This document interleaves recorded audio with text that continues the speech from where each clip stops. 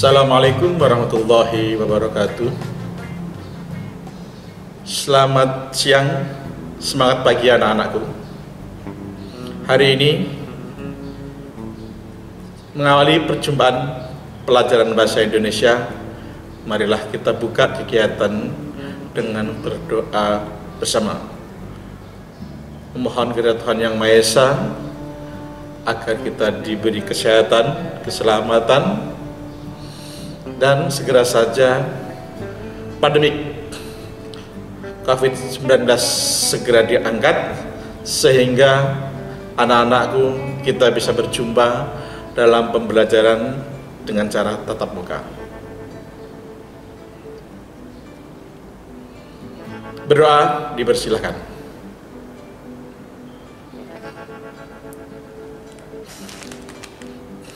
Selesai.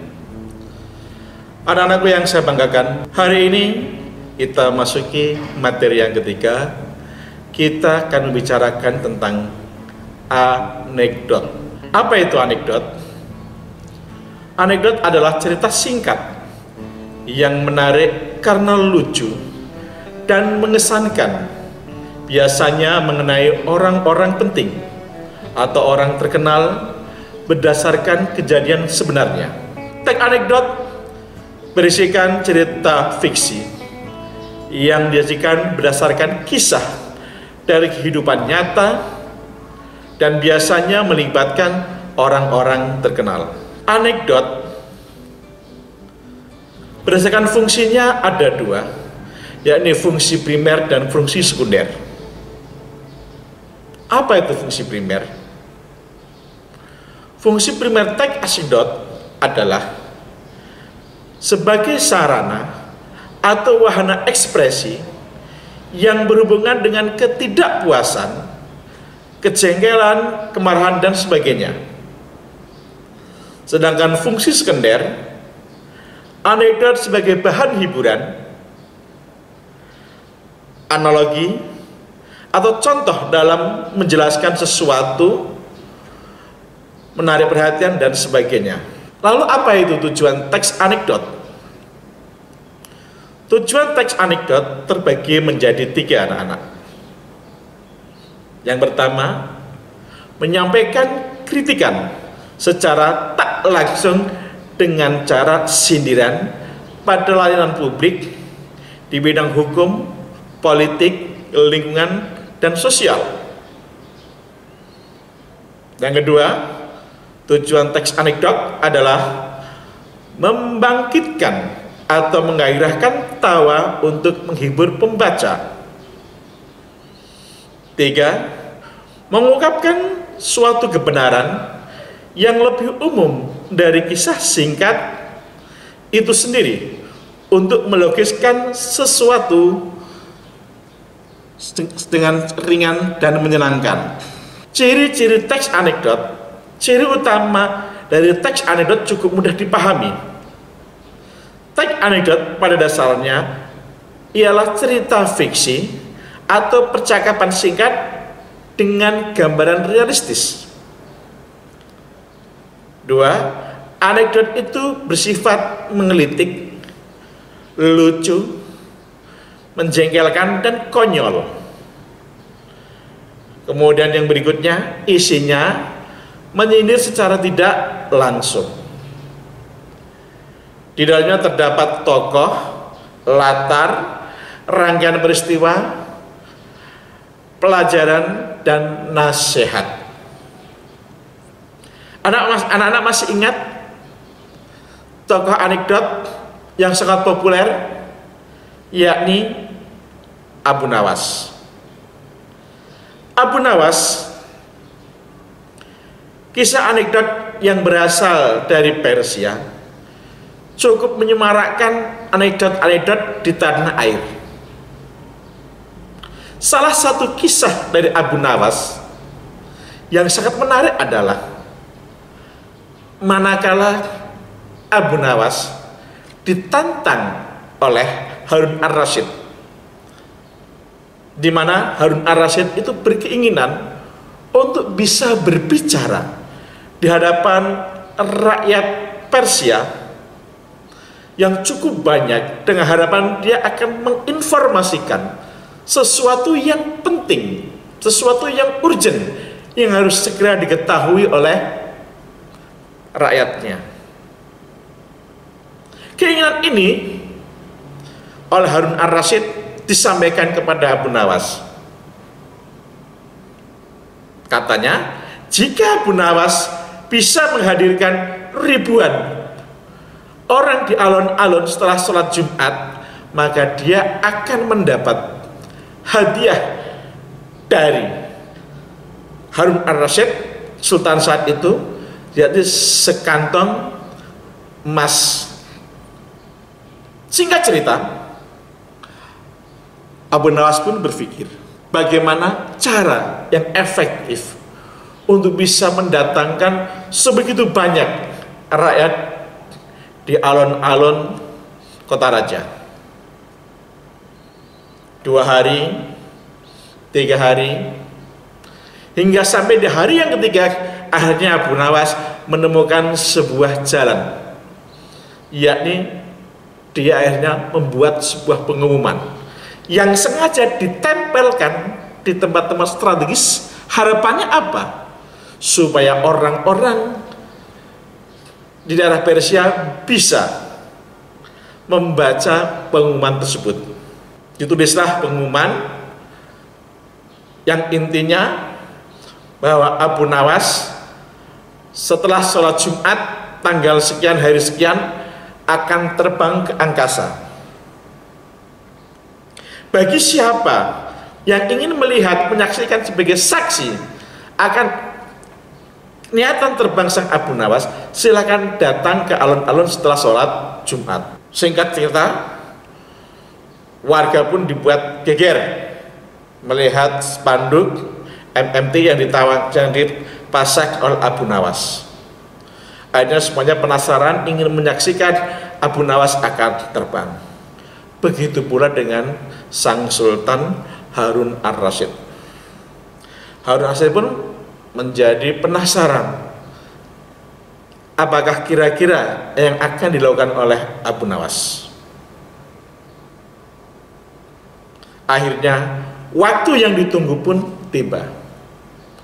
Masyarakat Baghdad saat itu, Persia saat itu, tumpah ruah di alun-alun kota raja. Mereka yang biasanya selesai sholat Jumat pulang, mereka tidak pulang. Mereka sengaja menunggu untuk menyaksikan Abu Nawas untuk akan terbang ke angkasa. Abu Nawas pun sudah menyiapkan panggung setinggi 2 meter. Abu Nawas pun sudah menyiapkan pakaiannya seperti burung. Kepakan sayapnya juga sudah disiapkan. Lalu ketika orang sudah kumpul semua, kesempatan dimanfaatkan oleh Abu Nawas untuk mempersilahkan Harun ar-Rasyid untuk berbicara di hadapan rakyatnya. Betapa terkejutnya Harun ar-Rasyid. Dia tidak menyangka kalau saat itu dia diminta oleh Abu Nawas untuk bisa menyampaikan apa yang menjadi program atau keinginan sang Sultan. Akhirnya sang Sultan pun naik ke panggung yang sudah disiapkan oleh Abu Nawas setinggi 2 meter itu, menyampaikan beberapa hal penting untuk rakyatnya. Salah satunya tentang kenaikan pajak, perlunya warga menjaga keamanan. Yang ketiga, agar warga perlu menjaga kerukunan, karena ketiga hal tersebut yang akan menjadi fundament penting dalam rangka menjaga sebuah negara yang berdaulat, baldatun thayyibatun warfun khafur. Setelah Harun ar-Rasyid bercerita, saatnya Abu Nawas pun tiba. Semua semakin penasaran karena Abu Nawas naik ke mimbar, naik ke panggung dengan menggunakan pakaian layaknya seekor burung. Ditunggu 1 menit, 2 menit, 3 menit, Abu Nawas terus mengepak-ngepakkan sayap. Akhirnya ada salah satu penonton pun berteriak, "Hai Abu Nawas, kapan kau akan terbang?" teriakan itu diikuti oleh yang lain. Mereka juga teriak yang sama. Hai Abu Nawas, kapan akan terbang? Hai Abu Nawas, kapan akan terbang? Setelah semuanya ramai, lalu Abu Nawas pun menjawabnya, saudara-saudara, saya memang hari ini akan terbang. Perkara terbangnya kapan saya tidak tahu. Pokoknya sebenarnya hari ini saya akan terbang. Sebagaimana pengumuman yang saya sampaikan di berbagai sudut kota. Mendengar jawaban itu, betapa manggalnya, betapa jengkelnya orang-orang. Karena apa? Sudah merasa dibohongi oleh Abu Nawas. Begitu pula dengan Harun Ar-Rasyid. Mendengar jawaban Abu Nawas seperti itu, dia pun hanya bisa bergeleng-geleng kepala. Namun dia sudah berjanji, kalau Abu Nawas bisa mendatangkan ribuan rakyatnya ke kota raja, maka akan mendapatkan sekantong uang dirham. Maka atas keberhasilannya Abu Nawas pun mendapatkan uang sekantong dirham dari Harun Ar-Rasyid. Nah, yang saya ceritakan tadi adalah pada dasarnya sebuah teks anekdot, di mana dalam cerita tadi penulis dalam hal ini sengaja memunculkan figur Abu Nawas sebagai tokoh sentral dan Harun Ar-Rasyid dalam rangka apa? Memberikan pembelajaran kepada masyarakat bahwa pentingnya komunikasi antara penguasa dan rakyat. Apa jadinya kalau komunikasi tidak terjalin antara penguasa dan rakyat? Maka bisa terjadilah miskomunikasi, sehingga program-program pemerintah tidak jalan. Maka yang akan terjadi adalah budaya menghujat sebagaimana yang kita jumpai akhir-akhir ini. Anak-anakku yang saya banggakan dan saya hormati, lalu apa sih perbedaan antara teks anekdot dan teks humor? Untuk mengetahui persamaan dan perbedaan antara anekdot dan humor, Anda harus terlebih dahulu mengerti apa itu teks humor. Teks humor, teks yang berisi rancangan yang cenderung spontan, memancing tawa atau senyum para pembaca atau pendengar. Loh, contohnya apa? Kalau dalam dagelan ada yang namanya plesetan. Plesetan yang sering dimainkan oleh dagelan-dagelan dari Yogyakarta. Ya kan? Nah, itu adalah contoh-contoh teks humor. Ya kan? Sedangkan teks anekdot seperti yang tadi saya sampaikan adalah tentang kisahnya Abu Nawas yang cukup populer. Persamaan teks anekdot dan teks humor ialah dibuat untuk orang tertawa karena isinya sesuatu yang lucu. Teks anekdot itu bertujuan untuk menyindir seseorang yang biasanya merupakan orang-orang penting. Sedangkan teks humor bertujuan menghibur dan tidak berisi sindiran kepada orang-orang penting. Perbedaannya kedua dalam teks Anda terdapat kritik, sedangkan pada humor tidak ada kritik. Ketiga, teks anekdot isinya terstruktur, sedangkan humor tidak terstruktur. Keempat, teks anekdot menggunakan bahasa yang sopan, penulisan yang baku, sedangkan pada teks humor terkadang mengandung bahasa-bahasa yang kurang sopan. Keempat, pada teks anekdot menggunakan bahasa yang sopan, penulisan bagus, dengan teks humor terkadang mengandung bahasa yang kurang sopan sebagaimana yang dipertontonkan pada acara-acara di TV. Struktur teks struktur utama terbagi menjadi 5 bagian. Saya ulangi, struktur teks anekdot terbagi menjadi 5 bagian. Yang pertama abstraksi, orientasi, krisis, reaksi, dan koda. Apa itu abstraksi? Abstraksi adalah bagian awal dari teks yang berfungsi memberikan gambaran secara jelas mengenai isi. Biasanya bagian ini menunjukkan hal yang unik yang terdapat dalam teks. Abstraksi dalam teks anekdot pada dasarnya bersifat operasional, namun keberadaannya boleh ada, boleh tidak. Yang kedua, orientasi. Bagian ini menunjukkan latar belakang bagaimana peristiwa itu terjadi, atau bagian yang menunjukkan awal kejadian. Yang ketiga adalah krisis. Pada bagian ini bertujuan menghibur dan tidak berisi orang penting. Yang keempat adalah reaksi. Pada bagian ini berisi cara penulis menyelesaikan masalah yang timbul dengan krisis di bagian krisis. Jadi pada bagian ini kamu akan menangkap bagaimana cara penulis menyelesaikan masalah yang sudah dihadapi dalam cerita dengan caranya sendiri. Sedangkan koda atau bagian akhir dari sebuah cerita pada bagian ini berisi simpulan, namun keberadaannya opsional, artinya boleh ada, boleh tidak. Gaya bahasa dalam teks anekdot itu meliputi 3 hal. Yang pertama, gaya besar retoris, proses material, dan yang ketiga adalah konjungsi temporal.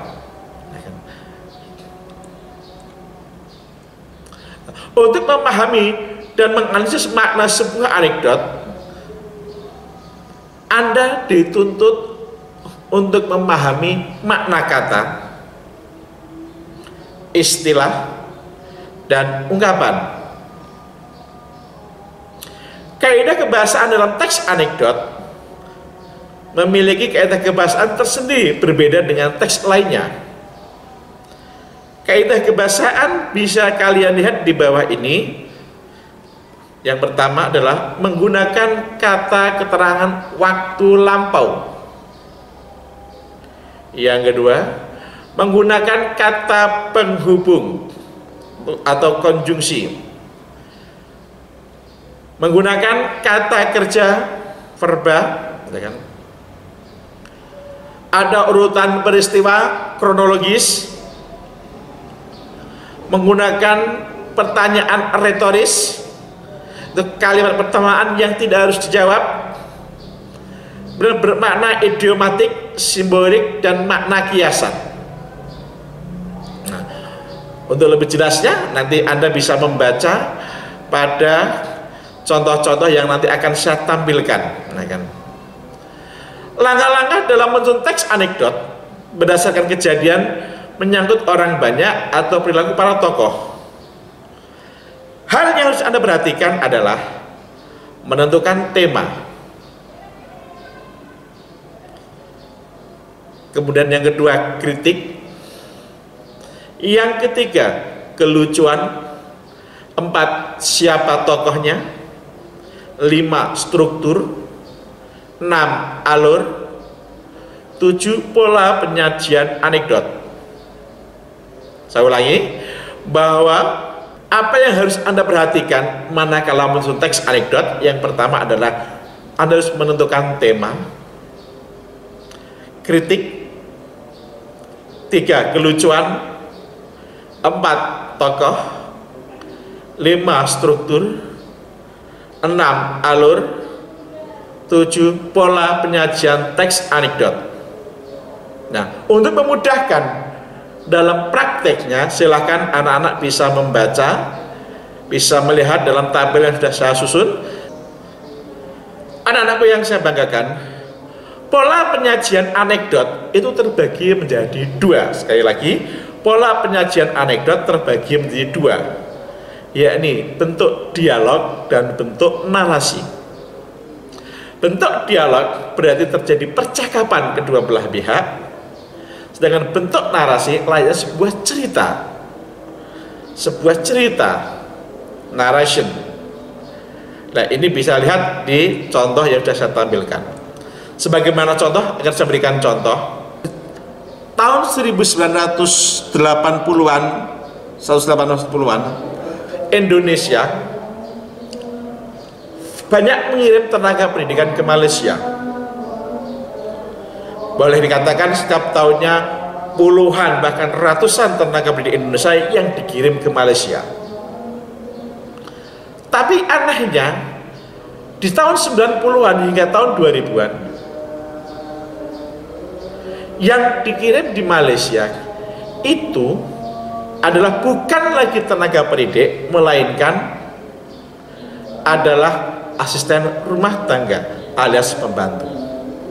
Kemudian timbul pertanyaan, ya kan, mengapa terjadi penurunan yang seharusnya yang dikirim adalah tenaga pendidik, mengapa yang dikirim akhir-akhir ini justru malah asisten rumah tangga? Ada apa gerangan?